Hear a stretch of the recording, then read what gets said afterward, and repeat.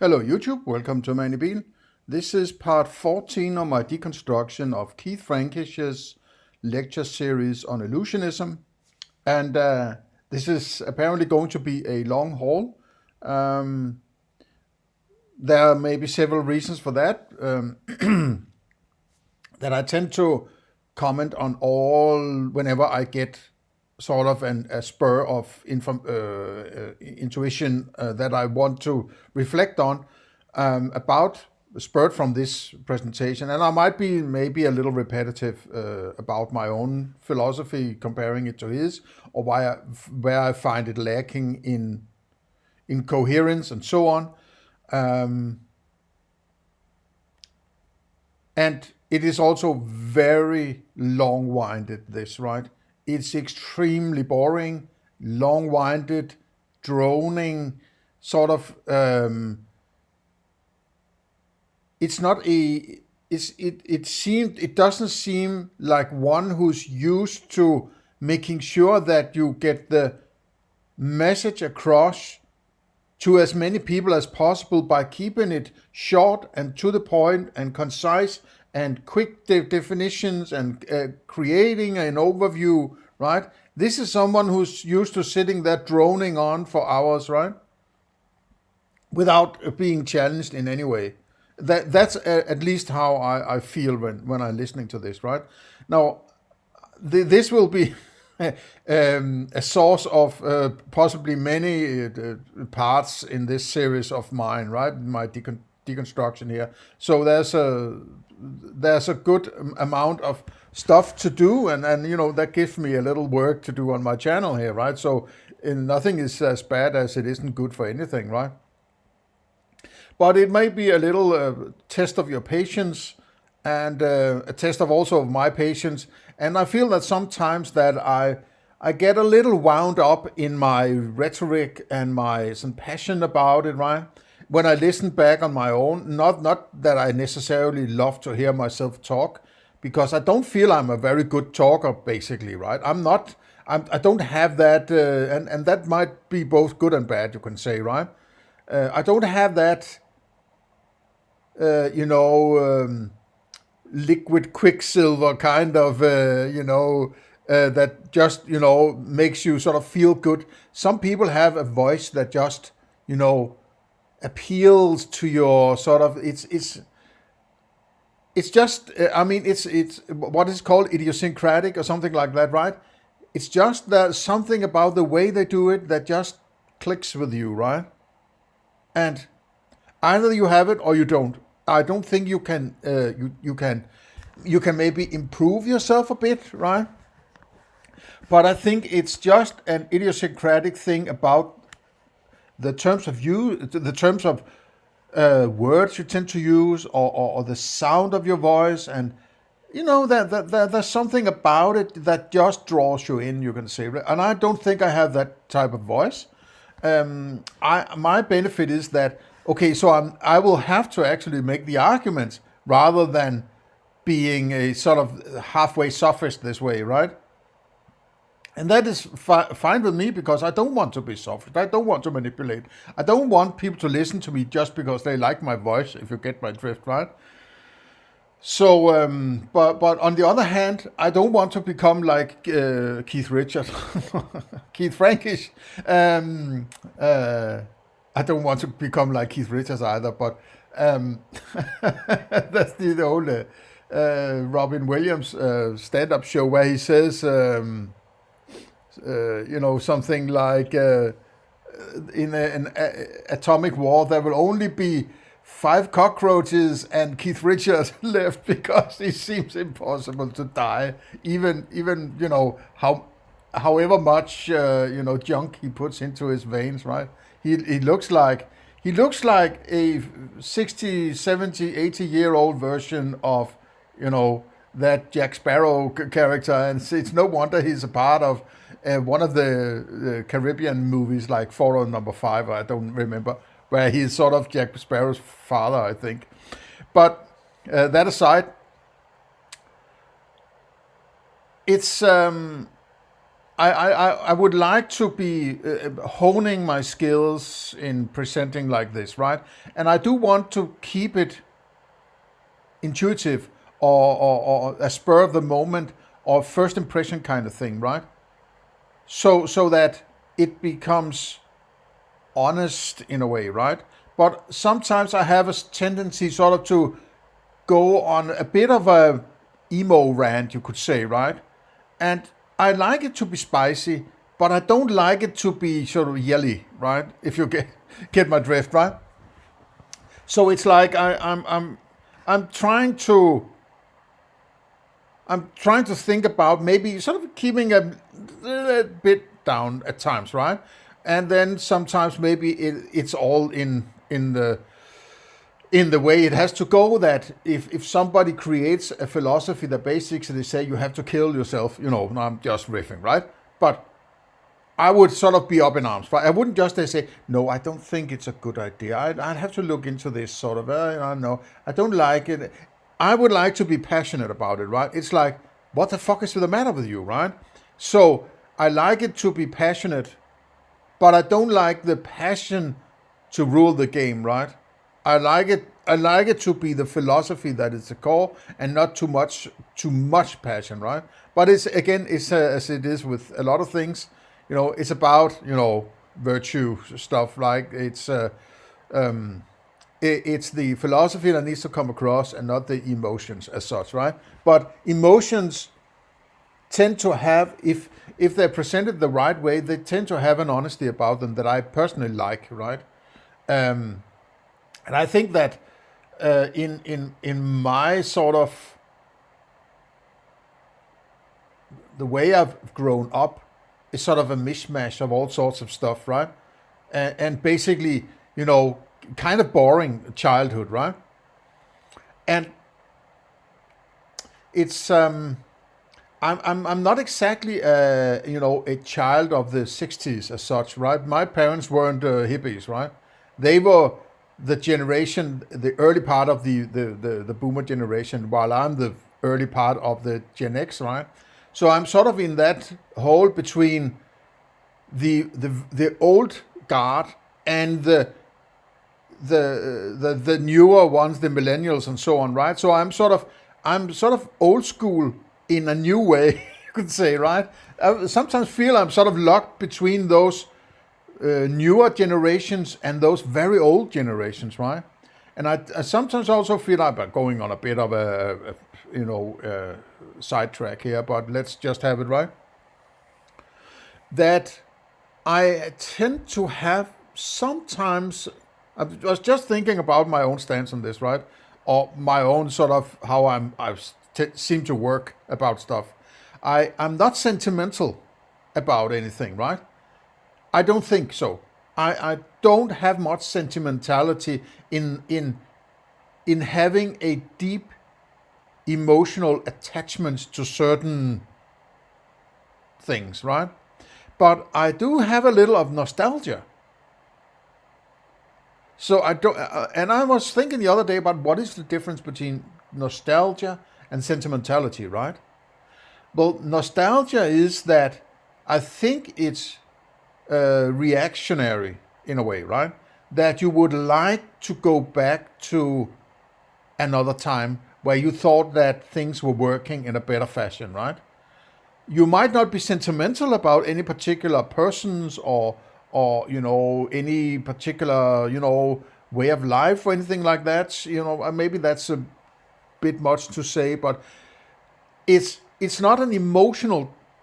It's more like I would like things to work in. Sometimes when I watch sort of older movies, or where you see that, if you see a movie like Vertigo, maybe that's not the best example, but that's just a way that people see in Vertigo. They see these clean streets of San Francisco, right?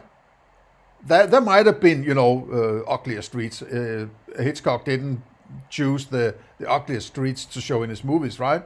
But it's clean and it's orderly and people are nice dressed, and in general, right? There are always the darker sides here and there, right? But it's it's another time. People were different. If you go to San Francisco now, it's like one big pile of shit and needles, right? And people living in the streets. And it's like, it's incredible. In the it's potentially richest and most powerful country in the world, there are people are fucking living in the streets in their own shit, right? So it's like, sometimes I feel like I would like to go back to the 1950s, right? In a time where you could, it was low taxes, it was a lot of freedom, there was orderly fashion, people showed respect for each other, there was a lot more of that, right? That I would like to go back to if I could, right? I can't, but I'm not sentimental about it, right? It's more maybe it's the difference between sentimentality and nostalgia is that nostalgia is more rational. It's more like, I like things to work.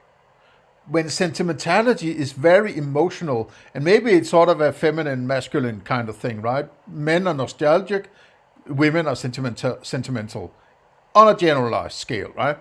Okay. Maybe I should make a video on that someday instead of filling out an already very long deconstruction series here. But who knows? Or who cares, right? If it's going to be 50 or 51 parts, who cares? Okay, let's see. There is about 6 minutes left of this, so it should be able for me to cover this in the last, in one part, right?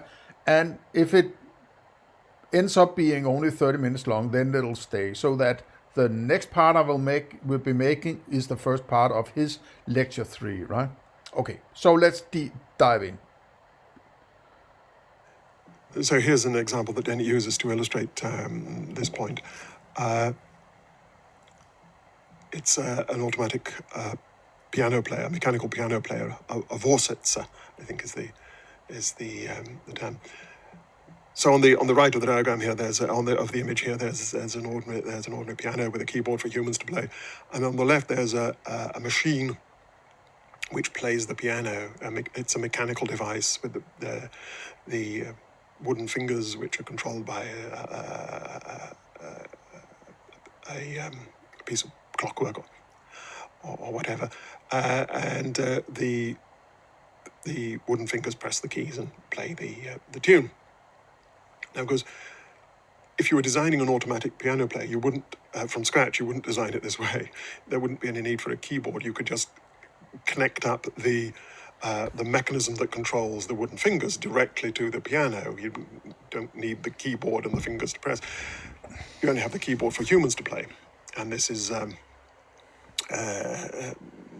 this would be a very silly way of designing an automatic piano from scratch. And it's an analogy, of course, for consciousness, for qualia. You don't need this intervening interface. The music would be exactly the same if the keyboard were...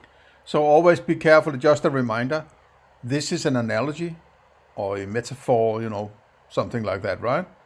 Always be careful when people use an analogy. I use those also, but I'm just, sometimes it's a good way to get a point across, but an analogy is not the thing you're talking about. That's why it's called an analogy, right? Or metaphor. And that doesn't prove anything in itself. A metaphor never proves anything of that which it's a metaphor about. It's purely descriptive, right? A metaphor doesn't prove anything, right? Always be, right? Always be careful with metaphors and analogies or things like that. They don't prove anything, or they don't have any explanatory power of any kind other than illuminating the point you're trying to get across. If it's a point that's difficult maybe to wrap your head around, then you can use a metaphor or an analogy to say it's the same thing going on here. But be careful not to say, okay, because it's the same thing here, it must prove something over here. No, that's not how it works. Just be careful, right? And he doesn't seem also that, I was just reminded that always keep evolution in mind, right? in mind. That if you are very connected directly, if you would like to have a tool shed, right? And you have your hand and you have a tool, right? But you would not necessarily use a hammer all the time, right? You will neither use a saw all the time or a screwdriver all the time. So you would like to have a hand where you can exchange your tool, right? So that you can, if you're, attaching a hammer permanently to your hand, well, then all problems need to look like something that can be fixed with a hammer then, right? So your flexibility, your adaptability is diminished by you being forced to only have this hammer to work with, right? And that's a bit of what I'm seeing. He's saying, well, you don't need all this, right? You don't need this flexibility and judgment of what you're going to use these qualia for, right? And I think that's the whole point of the qualia and the cognition is that, and the emotional apparatus behind the cognitions that are, triggered by the cognitions. If you cognize a tiger, there's a certain set of emotions that comes flooding in, right? While if you were cognizing banana, it would be a different kind of emotions, right? They would be more like, well, that sounds tasty, or it looks tasty, that one, right? Rather than the tiger is like, I got to run away, something like that, right? Adrenaline and so on. These things are connected, I believe, right? The cognitions and the emotional apparatus behind it. But there's still this, you need to be able to cognize, and maybe you need to be able to adapt to your environment in a certain way by this feedback loop of what kind of emotional reaction do I need to a certain given situation, right? There's also, there's an old podcast by a Danish guy. He's not well known outside Denmark, so it doesn't matter who he is. But he's sort of or very much sort of into science. But he's good at. He has that kind of voice, right? He's good He's good to listen to, and sometimes he has some insights that are kind of interesting to me, right? He's called Peter Madsen. He's a brain surgeon or brain scientist, right? He mentioned once that in order to get to a point where your reactions are functional, it takes a bit of evolutionary time to get there, right? And things that you don't need anymore, they also take a lot of time to get rid of, right? Maybe it takes even longer to get rid of them than to get a new one, right? But, you could discuss that. But an example he gave is, and he had some on a deserted island in Denmark. He has a summer house, some cottage, right? And in the evenings, the waste bin is sort of down a slope and down towards the water line, something like close to the boat, so they can carry the garbage off, whatever, something like that, right? So he would have to walk like a couple of 100 meters down there, and sometimes in the dark. And he will feel that sort of fear of the dark, right? To quote Iron Maiden. Fear of the dark, and that sort of feeling of, but that's just a feeling. But it's an ingrown kind of feeling, right? And this sort of this goes back thousands, millions of years possibly, right? That an ingrown fear of the dark would inevitably lead to those who had that fear would have a higher chance of survival, right? But on the other hand, when you were in the car traffic, you wouldn't feel the same sense of urgency or urgency of danger or anything like that, right? You're sitting there in your heated car, feeling good, and you have your a cup of coffee, whatever, your Coke or your bottle of water or something like that, sweet music on it. It doesn't feel dangerous, but a few meters away and there's a big car. If you bump into it, you could be killed dead, right? You don't feel that urgency of, danger, right? But when he walks down with his garbage in that darkness, he feels danger. There's no danger. There might be, who knows? But it's very unlikely that anything is going to pop out of the dark, right? Nonetheless, he had that sense of danger, right? But sitting in his car, he feels no danger. That's a rational danger, if anything, right?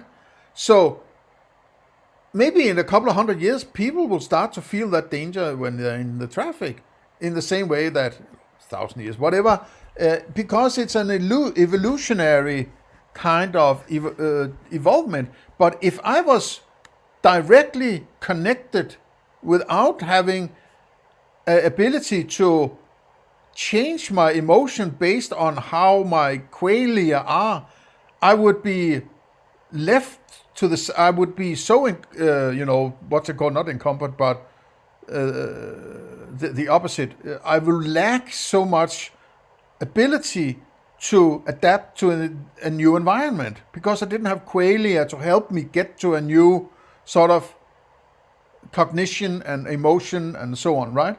And I feel that's why we have this system, or a certain part of why it is the way it is, and the elaborateness of it.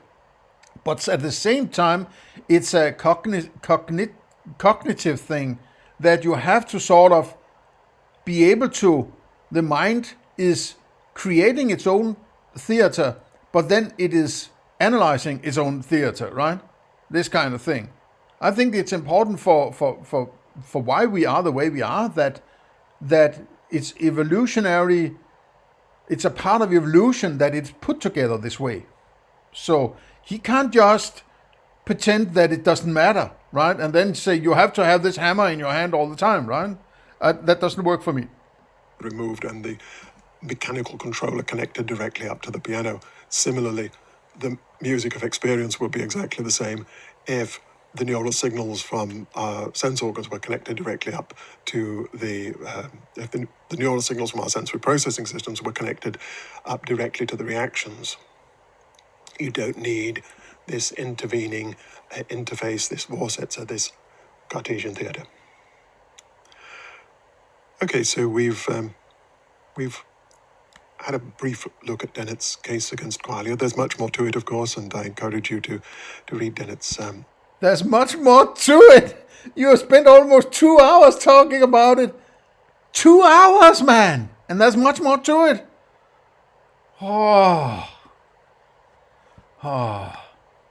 This is just the greatest hits.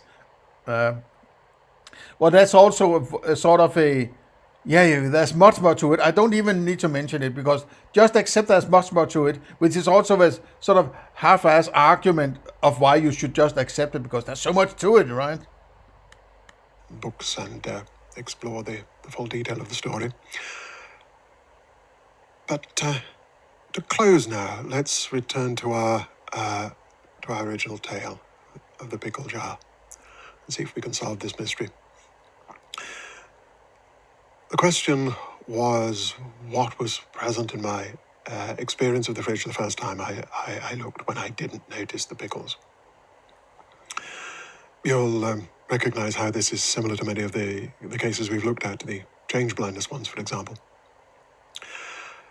Now, the moral, of course, of the discussion is that we can't rewind the tape of experience and re-inspect it for the very good reason that there is no tape. The tape would be the movie shown in the Cartesian theatre, and there's no such thing if Dennett's right. Of course, we're tempted to think though that it does make sense to ask what was present in my experience, in my phenomenological world, and there's a kind of sense to that. My phenomenological world is not some inner reality. It's not an inner show with determinate properties. It's more like a fictional construction. It's a construction out of my reports and reactions and judgments. What's in that world is what I noticed, what I reacted to. It's a kind of story that I've told through my reports and other reactions. And it contains only what I reacted to, only what I noticed, only what I reported. If I didn't react to the pickle jar, then it wasn't in the story. So it wasn't there. What was there in its place? Oh, nothing, and not a hole either. It just wasn't mentioned in the story. Asking what was there is like asking what colour were Sherlock Holmes' underpants. Conan Doyle didn't say. They might have been red silk, they might have been blue, they might have been white. He doesn't say. Red silk. There isn't an answer. It's simply omitted from the story. The pickle jar was omitted from my story of my own experience. Didn't figure in it. That's the end of the story. Okay, so we come to the end. I'm kind of confused because it feels very incoherent what he's saying, right? It doesn't feel well argued, right? It's fluffy. It's okay. So I looked and I didn't see a pickle jar, so there wasn't a pickle jar. Well, you can't say just because you didn't experience something doesn't mean that it wasn't there, and you're not experiencing a whole. Well, it depends on what you mean, right? You could say that you have an expectance of what to look for, right? How would you even know what a pickle jar is? Well, it's because you have an idea that that object that I put in the fridge a couple of days ago, which is the memory, had a particular look, right? Now, if the whole, it's like when he needs things to be complicated and hard to find, he will show you a fridge that is full of shit, right? And then say, you can't see the pickle jar, right? But when he needs to be very clear that you need to see something, he makes it very simple and then removes it and say, you see, it's gone now, right? So if he has created an example where the only thing that was in that fucking fridge was his jar of pickles, I am convinced that he would say, of course I spotted the jar of pickles, because it's the only thing there, I could hardly miss it, right? And if you close the pickle jar, or took the pickle jar out and closed the door to the refrigerator, and I would say to him, did you spot the cucumber in there? Would he say there wasn't a cucumber? How could he say? Maybe he just didn't see it, right?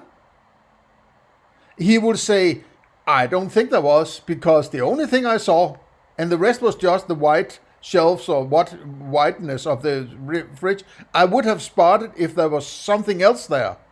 And if I did only see one item, and that was classified as a pickle jar, and I didn't see any other item, that means there wouldn't be a cucumber, right?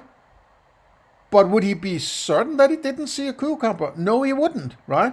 He would have to say, I guess I can't tell you if there was a cucumber in there, right? So he is manipulating you, right? He's cherry picking examples where he leaves big swaths of examples and philosophy out of the picture. So it seems like there's this, simple path through whatever, right? In order to connect the dots the way he wants them. This is the oldest trick in the book, right? Just cherry picking the examples that lead in the direction you want to go to and say, I solved the problem, right? Next time we're going to continue to build the case for illusionism by looking at some positive arguments for the view. This time we've looked at some reasons for rejecting the realist view of Kalia. Now next week we're going to look at some positive arguments for endorsing illusionism. And he shows what is generally referred to as a UFO, right? Now, of course there are UFOs. Of course. I generally often see a UFO, which is an unidentified flying object, right? There's often, okay, now and again I spot something in the skies that I'm not sure what the hell it is. So it seems to be flying, it seems to be an object, but it's unidentified to me, right? Even if I say it's an airplane, how do I know it's an aeroplane? What is that? Just because it looks a certain way, it could be a UFO pretending to be an airplane, right? It's the same old, thing I usually say to people who are Christians. How would I know if God appeared to me, right? It could be an imposter just pretending to be whatever I think God looks like, right? It could be an imposter. It's a very well-made, Cartesian demon pretending to be God and saying, I am God, and whatever, right? Removing the clouds and appearing with a holy grail and booming voice. I am God, just like in Monty Python, right? But how would I know? It could be an imposter, right? And it's just an airplane. I say, oh, look, that's an airplane. That's not an unidentified object, it's an airplane. How do you know? It could be an unidentified object pretending to be an airplane, right? Spewing chemtrails, whatever, right? It's like, and these kind of cognitions, you should be skeptical, right? I can't tell you what to do, right? But I can urge you to be skeptical about knowledge. And I think the biggest problem for people in general, and that goes for philosophers too, they don't want to be skeptical, right? They need to be either, the normie that knows everything about, I know who should rule their country. 300 million people should be ruled by this guy, right? Or this girl. Or philosophers who need to be authoritarian. They need to be able to answer every fucking question under the sun, right? And they shouldn't. They should be, no, I don't know about that. No, I can't tell you. You should think for yourself, they should say often, right? But they don't. They want to come across as being an authority on basically everything. And people like that also tend to go into thinking that, well, they basically know everything because they're one of those people who have that's sort of divine access to everything, right? So, just my thoughts. There will be a brief mention of UFOs in the discussion. Okay, so thank you very much for listening, and I'll see you again next time. Bye. Okay, that's it for part 2 of Keith Frankish's. So finally, I arrived at the end of part 2. I think I have said basically what needs to be said so far, right? I am certainly not impressed. That should be clear, right? I don't think there is any case here. There's not a case for illusionism. There's not a case against qualia so far, right? What is it? He doesn't give you any idea. Why the hell do you have these then, right? If you don't need them, why have we such an elaborate of space and time and memories of experiences and constant colors and sounds and tastes and smells and so on? Why do we have this huge apparatus? It's something like 40% of the brain is taken up by handling vision and space, I suppose, right? According to neurosciences. Why are we spending so much energy on this if it's useless, right?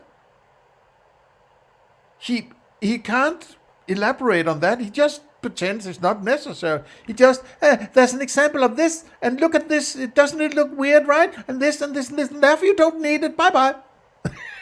And that's kind of the way he argues, and he's very sort of, I'm such a nice British gentleman, and I'm a professor, so I can take all the time I need. So I'm very gentle, and next time we are going to have UFOs. Right, normies? That'll be fun. Oh. Oh, man.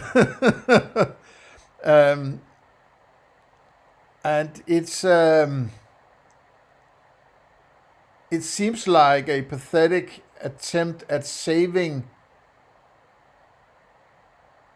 what is left of a metaphysics that has been so challenged in recent years, right? In the last decade, a lot of criticism and a lot of new metaphysics that really go in the direction of idealism, and that has its own pitfalls, that's for sure, right?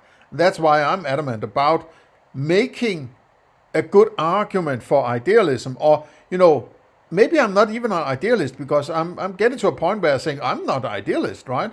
I'm not a materialist either. I don't know what the hell I would call it, right?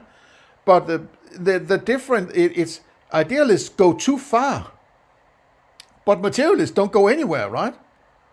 So it's like this middle ground where, okay, is an idealist approach that is more correct, but don't tell me about what is beyond my experiences and so on, right? That's where idealists seem to go, that everything outside is also an idea of some kind, or mind, or whatever, just like Bernardo Castro is sort of, he is going into that woo-woo shit, right? So it's like, I'm stuck in the middle here, right? Sort of, yes, I can see problems in both camps, so to say. And I feel that the right path is this skeptical approach, that the skeptical approach should lead you to idealism, but idealism you should put a warning signs to yourself and say, I can't go further than my experience leads me, right? Because, as idealism would say, it's an experience, right? So if there's something beyond that experience, I don't have access to it, right?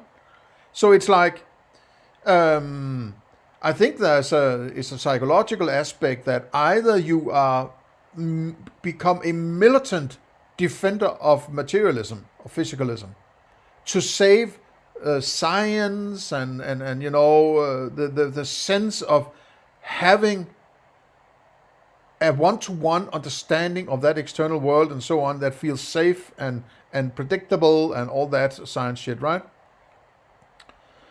Or you are falling into that rabbit hole of idealism and you go fucking crazy in all sorts of ideas of what might be out there. And there are a lot more, let's say, crazy people in idealism than there are in materialism. That's for sure, right? Though that's why it's sort of yes, I understand that materialism doesn't work, right? Because of the heart problem.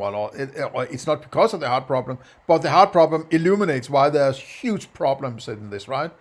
And Keith Frankish doesn't even get close to addressing these problems, right?